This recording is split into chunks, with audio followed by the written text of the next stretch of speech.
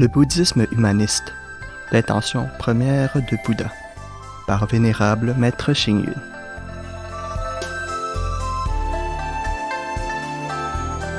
« 6. Langage-écriture du bouddhisme humaniste. Arrivé en Chine, le bouddhisme se régionalisa progressivement dans de différents domaines. Parmi eux, le plus caractéristique est la sinisation de son langage et de son écriture. Le langage est un outil important permettant aux hommes de communiquer.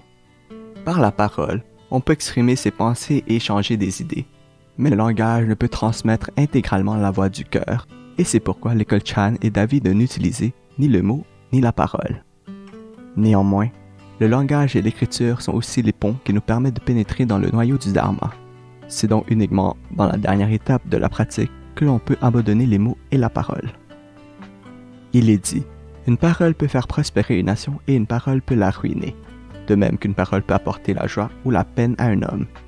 Alors, dites-moi, comment peut-on prétendre que le langage et l'écriture ne sont pas importants?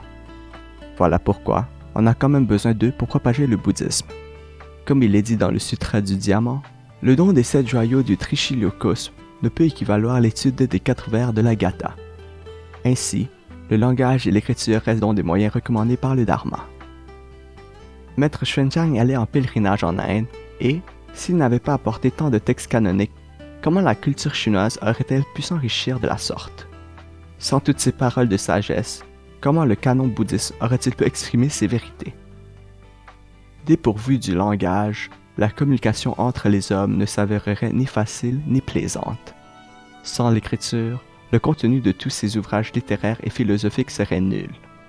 Dans cette optique, on peut le dire, le développement du bouddhisme humaniste a, sans aucun doute, énormément contribué à la richesse de la culture chinoise.